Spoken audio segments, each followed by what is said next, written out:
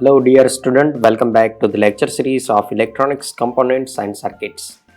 આજે આ વિડીયોની અંદર આપણે એક નવો ઇલેક્ટ્રોનિક્સ કમ્પોનન્ટ ડિસ્કસ કરવાના છીએ જે છે silicon control rectifier. Silicon control rectifier છે એ 3 ટર્મિનલ વાળો એક સ્વિચિંગ ડિવાઇસ છે.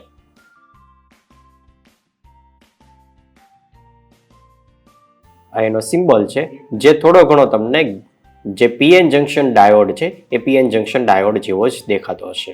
પીએન જંક્શન ડાયોડની જેમ અહીંયા પણ એનોડ કેથોડ બે ટર્મિનલ છે અને જે ત્રીજો નવો ટર્મિનલ એડ થયો છે એ છે ગેટ ટર્મિનલ. તો 3 ટર્મિનલ વાળું આ એક સ્વિચિંગ ડિવાઇસ છે જેમાં એનોડ અને કેથોડ વચ્ચે તમે સ્વિચિંગ આ ગેટ ટર્મિનલ થ્રુ કરાવી શકો છો. જ્યારે ગેટ પલ્સ આપવામાં આવે છે ત્યારે એનોડથી કેથોડ આ રીતે કરંટનો ફ્લો થાય છે અને રિવર્સ બાયસમાં એ ઓપન સર્કિટ તરીકે કામ કરે છે. તો એનું જે બેઝિક કન્સ્ટ્રક્શન છે એ બેઝિક કન્સ્ટ્રક્શન કંઈક આ રીતે છે.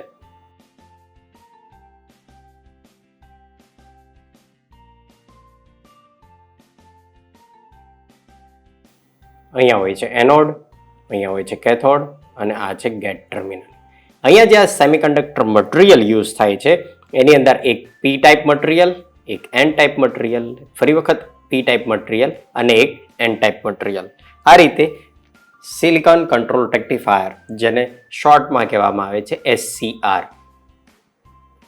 બનેલો હોય છે. તો અહીંયા તમને 3 ટર્મિનલ, 3 જંક્શન અને 4 લેયર વાળું એક સેમિકન્ડક્ટર ડિવાઇસ આપ્યું છે જેની અંદર 2 પી ટાઈપ મટીરિયલ અને 2 એન ટાઈપ મટીરિયલ યુઝ કર્યા છે. જો થોડુંક વ્યવસ્થિત જોવામાં આવે તો અહીંયા તમારી પાસે કોઈ એક NPNP ટ્રાન્ઝિસ્ટર T1 છે અને અહીંયા એક સેકન્ડ NPN ટ્રાન્ઝિસ્ટર T2 છે. જો એને 2 ટ્રાન્ઝિસ્ટર ટોપોલોજીમાં ડ્રો કરવામાં આવે તો કંઈક આ રીતે થશે.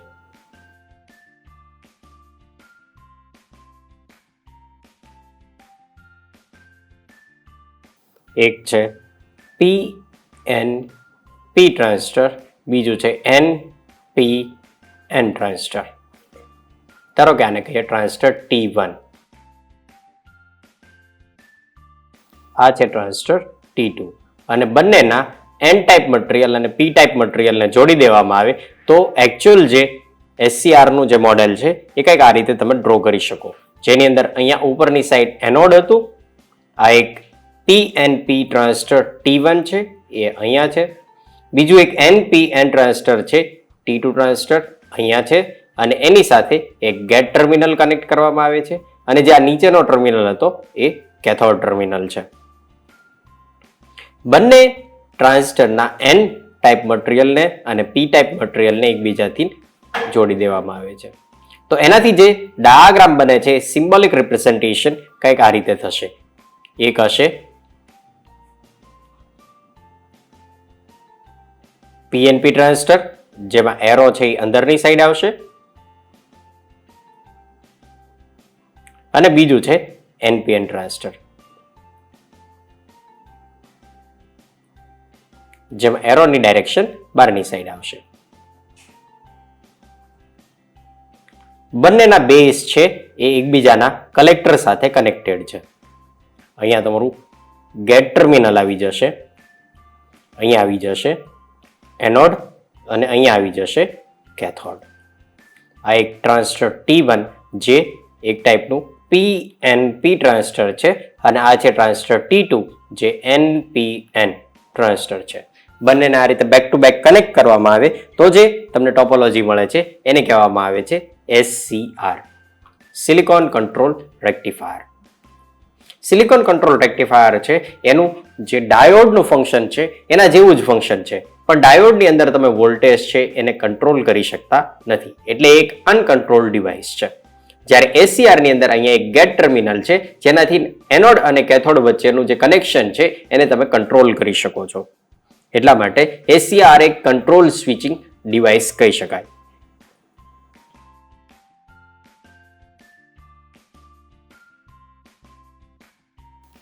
જ્યારે ગેટ સિગ્નલ પ્રોવાઈડ કરવામાં આવે છે ત્યારે અહીંથી કરંટ જે ફ્લો થાય છે એ કરંટ અહીંથી ડાયરેક્ટ આના T2 ટ્રાન્ઝિસ્ટરના બેઝ ઉપર IB કરંટ કહીએ તો IB કરંટ છે એ ફ્લો થશે. જો બેઝ ઉપર તમે સિગ્નલ આપો છો, ધારો કે એ સિગ્નલ કંઈક આ રીતનું છે, એક્ટિવ લો, પછી એક્ટિવ હાઈ, પછી એક્ટિવ લો. આવું તમે એક પલ્સ આપો છો તો એ પલ્સથી અહીંયા IB કરંટ ફ્લો થશે, જે ટ્રાન્ઝિસ્ટર T2 ના બેઝ ઉપર જશે. બેઝ કરંટ મળે છે તો ટ્રાન્ઝિસ્ટર T2 ની અંદર કલેક્ટર કરંટ IC મળશે અને IC ની વેલ્યુ હશે beta into IB. Base current multiply by current gain એટલો કરંટ IC ફ્લો થશે. એ જે કરંટ છે એ જ આ ટ્રાન્ઝિસ્ટર T1 નો બેઝ કરંટ થશે. તો બેઝ કરંટ જો અહીંથી ફ્લો થશે, જેને IB1 કહીએ, તો આ બેઝ કરંટના લીધે ફરી વખત તમને અહીંયા કલેક્ટર કરંટ જોવા મળશે, જે હશે IC1. અને આ બંને બેઝ કરંટ અને કલેક્ટર કરંટનો સમ લેશો તો તમને અહીંયા જોવા મળશે એમીટર કરંટ IE1. તો આ રીતે અહીંયા ફંક્શન થતું હોય છે. જ્યારે તમે ગેટ સિગ્નલ પ્રોવાઈડ કરો છો અહીંયા, તો ગેટ સિગ્નલના લીધે એનોડ થી કેથોડ કરંટનો ફ્લો જોવા મળશે. ઓકે, અને એ કરંટની ડાયરેક્શન છે એ કંઈક આ રીતની હશે. પહેલું સ્ટેપ હતું આપણે ગેટ સિગ્નલ પ્રોવાઈડ કર્યું. ગેટ સિગ્નલ પ્રોવાઈડ કરો એટલે એ ગેટ સિગ્નલ T2 ટ્રાન્ઝિસ્ટરના બેઝ ઉપર મળે છે. બેઝ ઉપર જો કરંટ હશે તો તમને કલેક્ટર કરંટ મળશે. કલેક્ટર કરંટ છે એ જ T1 ટ્રાન્ઝિસ્ટરનો બેઝ કરંટ છે. જો T1 ટ્રાન્ઝિસ્ટરનો બેઝ કરંટ હશે તો T1 ટ્રાન્ઝિસ્ટરમાં કલેક્ટર કરંટ તમને જોવા મળશે. જે કલેક્ટર કરંટ છે એની વેલ્યુ હશે કરંટ ગેઇન ટ્રાન્ઝિસ્ટરનો, જે છે beta multiply by base current. જો બેઝ કરંટ અને કલેક્ટર કરંટ બંને મળે છે તો એનો સમ લેશો તો તમને મળી જશે એમીટર કરંટ. એટલે જે એમીટર કરંટ છે એને તમે એકચ્યુઅલમાં ડ્રો કરશો તો એ કરંટ છે એનોડમાંથી ફ્લો થવાનું શરૂ કરે છે, ત્યાંથી ને બેઝમાં અને કલેક્ટરમાં ડિવાઈડ થાય છે. એ જે કરંટ છે ફરી વખત T2 ટ્રાન્ઝિસ્ટરમાં ભેગો થઈને અહીંયા કેથોડ ટર્મિનલ ઉપર તમને પાછો મળે છે. જે કરંટ છે એ આ ગેટ સિગ્નલના લીધે મળે છે. તો આ રીતે સિલિકોન કંટ્રોલ રેક્ટિફાયર છે એ કામ કરતું હોય છે. બેઝિક સિમ્બોલિક રિપ્રેઝન્ટેશન આપણે અહીંયા જોઈ લીધું. જ્યારે પણ તમને ACR ડ્રો કરવું હોય ત્યારે એક ડાયોડ ડ્રો કરો અને એની અંદર એક ગેટ ટર્મિનલ અટેચ કરી દો, એટલે એ સિમ્બોલ થશે ACR, સિલિકોન કંટ્રોલ રેક્ટિફાયરનો. હવે જોઈએ એની કેરેક્ટરિસ્ટિક્સ કેવી હોય છે.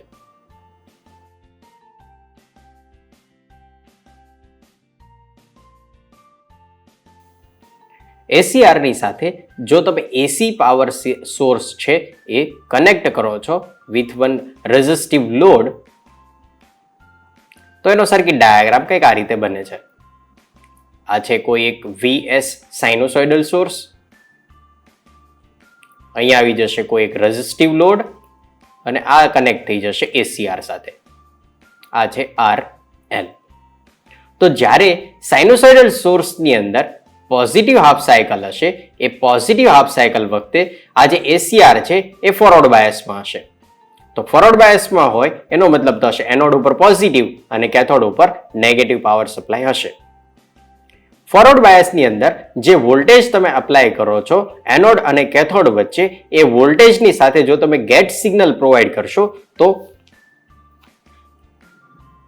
જે વોલ્ટેજ છે એને આપણે એક્સ એક્સિસ ઉપર ઇન્ડિકેટ કરીએ, જેને આપણે કહેશું ફોરવર્ડ વોલ્ટેજ VF. અને જે કરંટ એમાંથી ફ્લો થાય છે એ કરંટ થશે IF, that is forward current. જ્યારે તમે વોલ્ટેજ છે એ ઇન્ક્રીઝ કરતા જાઓ છો અને ગેટ સિગ્નલ પ્રોવાઈડ કરો છો તો ગેટ સિગ્નલમાં અહીંયા જે IG કરંટ છે એ ફ્લો થશે. એ IG કરંટ છે એ ધીમે ધીમે આ રીતે ઇન્ક્રીઝ થાય છે. જેમ જેમ વોલ્ટેજ ઇન્ક્રીઝ કરતા જાઓ છો એમ અમુક એક કન્ડિશન ઉપર, તો જે રીતે વોલ્ટેજ છે ઇન્ક્રીઝ થતા જશે, કોઈ એક પર્ટિક્યુલર વોલ્ટેજ ઉપર અચાનક જ કરંટ છે એ ઇન્ક્રીઝ થઈ જશે અને કોઈ એક હાઈ વેલ્યુ ઉપર કરંટ ટ્રાન્સફર થશે અને વોલ્ટેજ છે અચાનક જ રિડ્યુસ થઈ જશે. એનું એક કારણ છે કે જ્યારે તમે આ જે ACR છે એની એક્રોસમાં જ્યારે તમે વોલ્ટેજ ચેક કરતા હશો તો એ વોલ્ટેજ હશે ફોરવર્ડ વોલ્ટેજ VF.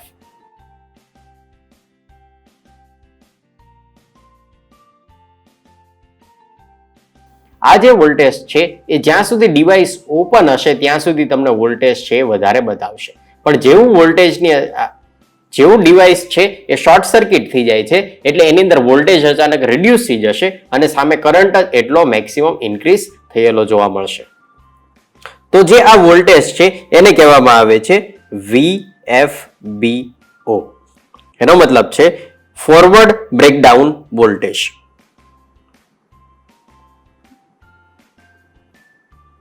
જે આ ગેટ કરંટ આપ્યો છે એ ગેટ કરંટની વેલ્યુ છે એ ફોર એક્ઝામ્પલ એ વખતે IG1 છે.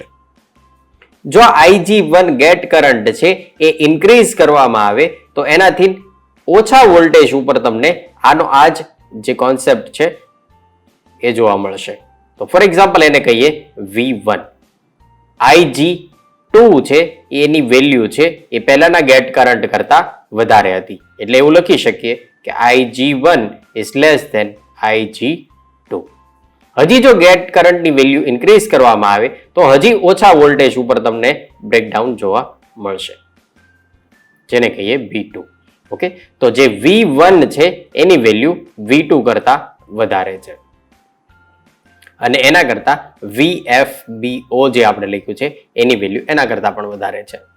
ઓકે, તો અહીંયા બે પેરામીટર છે, એક છે ગેટ કરંટ અને બીજું છે વોલ્ટેજ.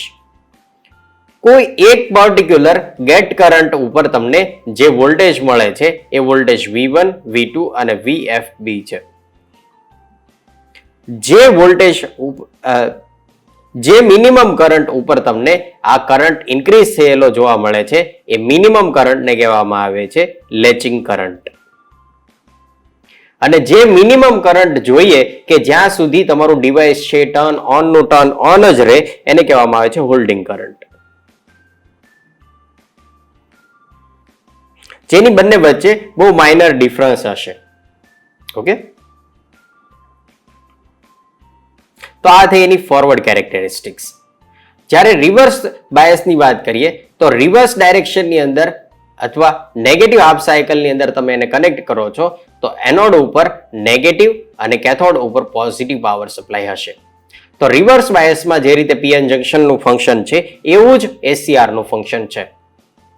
રિવર્સ બાયસની અંદર તમે વોલ્ટેજ ઘણા બધા ઇન્ક્રીઝ કરશો ત્યાં સુધી તમને કોઈ કરંટ જોવા મળશે નહીં. પછી એક અચાનક વોલ્ટેજ ઉપર તમને કરંટ છે ખાસો એવો ઇન્ક્રીઝ નેગેટિવમાં થયેલો જોવા મળશે અને એ છે રિવર્સ બ્રેકડાઉન વોલ્ટેજ.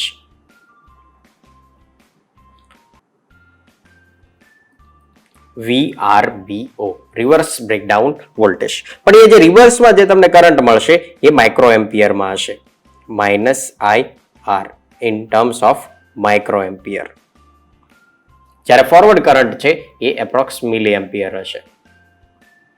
ક્લિયર? તો આ રીતે એસીઆર વર્ક કરતું હોય છે. એસીઆર નો મોસ્ટલી ઉપયોગ કંટ્રોલ્ડ રેક્ટિફાયર ડિઝાઇન કરવામાં થતો હોય છે. તો જાણી લઈએ કે કંટ્રોલ રેક્ટિફાયર અને સિમ્પલ રેક્ટિફાયરની અંદર શું ડિફરન્સ હોય છે.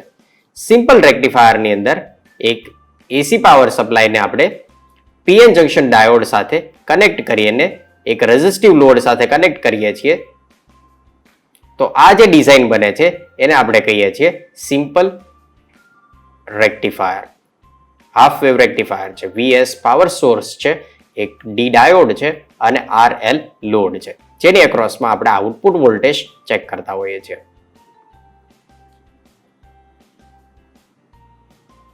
ઓકે, તો જ્યારે અહીંયા ઇનપુટ સોર્સની અંદર સાઇનોસોઇડલ સિગ્નલ આ રીતે એપ્લાય કરવામાં આવે છે ત્યારે પોઝિટિવ હાફ સાયકલ વખતે ડાયોડમાં એનોડ ઉપર પ્લસ, કેથોડ ઉપર માઇનસ પોલારિટી હોય છે, પોટેન્શિયલ ડિફરન્સ હોય છે જેનાથી ડાયોડ છે ફોરવર્ડ બાયસમાં થઈ જાય છે. ફોરવર્ડ બાયસમાં diode work as a short circuit અને એના લીધે તમને આ જે લોડ છે એમાં કરંટ IT અથવા IF ફોરવર્ડ કરંટ છે એ ફ્લો થતો જોવા મળે છે.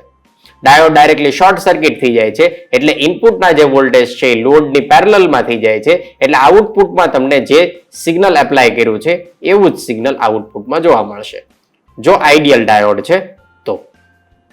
આ થઈ ગયું બેસિક એક હાફ વેવ રેક્ટિફાયર. જ્યારે નેગેટિવ હાફ સાયકલ છે ત્યારે નેગેટિવ હાફ સાયકલ વખતે જે ડાયોડ છે એ રિવર્સ બાયસમાં વર્ક કરે છે, એટલે એનોડ ઉપર નેગેટિવ અને કેથોડ ઉપર પોઝિટિવ. રિવર્સ બાયસમાં diode work as a open circuit, એટલે અહીંયા તમને કોઈ કરંટ મળશે નહીં. જો કરંટ નહીં મળે તો વોલ્ટેજ શું થશે? 0. ઓકે, તો આ જે વોલ્ટેજ છે એ તમને એ વખતે 0 મળશે.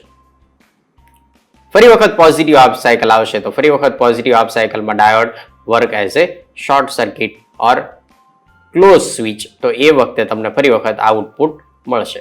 તો આ રીતે આઉટપુટ વોલ્ટેજ VO છે એમાં તમને ખાલી હાફ સાયકલ જ મળશે. હવે આ જે વોલ્ટેજ છે પોઝિટિવ હાફ સાયકલના, એને જો તમારે કંટ્રોલ કરવા હોય તો એ તમે ડાયોડનો યુઝ કરીને કંટ્રોલ કરી શકો નહીં. તો એના માટે યુઝ થાય છે સિલિકોન કંટ્રોલ રેક્ટિફાયર અથવા તો SCR. કઈ રીતે? જરાક જોઈ લઈએ.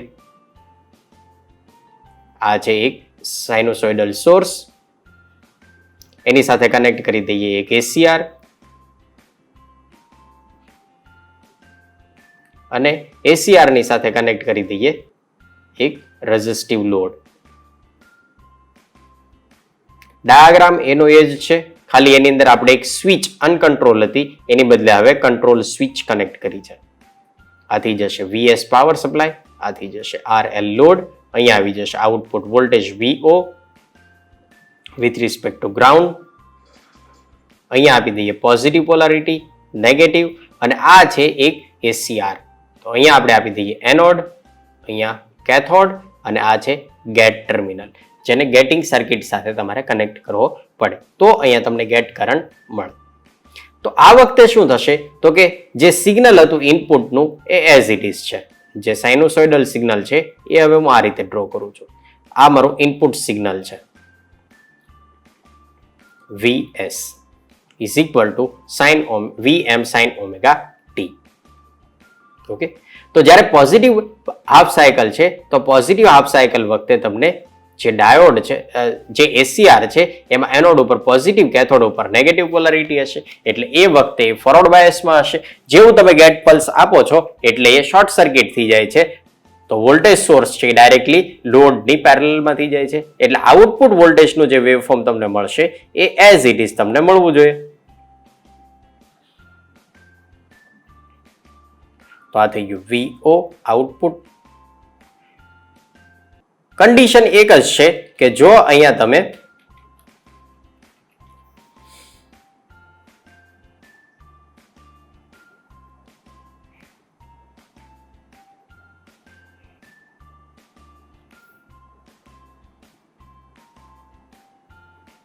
ઇનિશિયલી જો તમે ગેટ પલ્સ આપેલું હશે તો તમને જે ઇનપુટ સિગ્નલ છે એવું જ આઉટપુટ સિગ્નલ મળશે. પણ જો તમે ચાહો તો અહીંયા અલગ અલગ વેલ્યુ ઉપર તમે ગેટ પલ્સ આપી શકો છો. જેમ કે અહીંયા છે 0, અહીંયા છે 180 ડિગ્રી, અહીંયા છે 360 ડિગ્રી. નેગેટિવ હાફ સાયકલમાં ખબર છે આપણને કે આપણું SCR છે એ ઓફ કન્ડિશનમાં હોય છે, એટલે એને યુઝ કરી શકશું નહીં. પણ જે પોઝિટિવ હાફ સાયકલ છે 0 થી લઈને 180 નો રિજિયન છે, એની અંદર જ્યાંથી તમે ઈચ્છો ત્યાંથી તમે સ્વિચને કન્ડક્ટ કરાવી શકો છો. અને કન્ડક્ટ કરાવવા માટે તમારે અહીંયા ગેટ પલ્સ આપવાનું છે.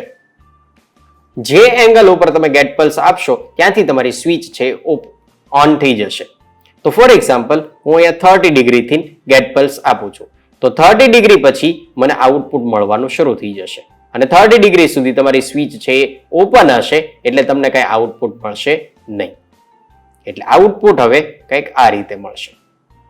30 ડિગ્રી સુધી આઉટપુટ 0, અને 30 ડિગ્રી પછી આઉટપુટ મળવાનું શરૂ થઈ જશે. 30 ડિગ્રીથી લઈને 180 ડિગ્રી સુધી તમને આઉટપુટ કન્ટિન્યુ મળતું રહેશે. નેગેટિવ હાફ સાયકલની અંદર સ્વિચ ઓપન હશે એટલે આઉટપુટ મળશે નહીં. હજી જો આ જે પલ્સ આપ્યું છે એ 45 ડિગ્રીથી લઈને 180 સુધી રાખો છો તો તમને 45 ડિગ્રીથી આઉટપુટ મળવાનું શરૂ થશે. તો ધારો કે આપણે આઉટપુટ જોઈએ છે 40 ડિગ્રીથી, તો અહીંયા છે 45 ડિગ્રી. તો 45 ડિગ્રીથી તમને આઉટપુટ મળવાનું ચાલુ થશે અને અપ ટુ 180 સુધી આઉટપુટ મળશે. કોઈ એવું કહે છે કે મારે 45 ડિગ્રીથી પણ આઉટપુટ નથી જોતું, 120 થી જોઈએ છે. તો ધારો કે અહીંયા 120 ડિગ્રી છે, તો 120 ડિગ્રીથી જોઈએ તો આઉટપુટની અંદર 120 ડિગ્રીથી આઉટપુટ તમને 180 સુધી મળી શકે છે. તો આ રીતે જ્યારે આઉટપુટને કંટ્રોલ કરવા હોય ત્યારે તમે સિલિકોન કંટ્રોલ રેક્ટિફાયરનો ઉપયોગ કરી શકો છો. અહીંયા જે આઉટપુટ વોલ્ટેજ મળે છે એ આઉટપુટ વોલ્ટેજની જો તમારે વેલ્યુ જોઈએ તો તમે મલ્ટીમીટર રેઝિસ્ટરની એક્રોસમાં લગાવશો તો તમને આઉટપુટ વોલ્ટેજ મળી શકે છે. જે આઉટપુટ વોલ્ટેજ મળશે એ જે આટલો શેપ મળે છે એની એવરેજ વેલ્યુ હશે. તો ધારો કે તમે 0 થી લઈને 180 સુધી જુઓ છો તો એનાથી તમને એવરેજ અહીંયા સુધી વોલ્ટેજ મળી શકે. ક્લિયર? આ જે રિશિયન છે આખું 0 થી લઈને 180 એની અંદર આ જે વોલ્ટેજ છે એ વોલ્ટેજની એવરેજ લેશો તો તમને અહીંયા કંઈક વોલ્ટેજ આ રીતે મળશે. તો આ રીતે સિલિકોન કંટ્રોલ રેક્ટિફાયર છે એ ઉપયોગમાં લેવાતું હોય છે. સિલિકોન કંટ્રોલ રેક્ટિફાયરનો ઉપયોગ મોટા ભાગે ડીસી મોટરનો જે સ્પીડ કંટ્રોલ છે એના માટે કરવામાં આવે છે.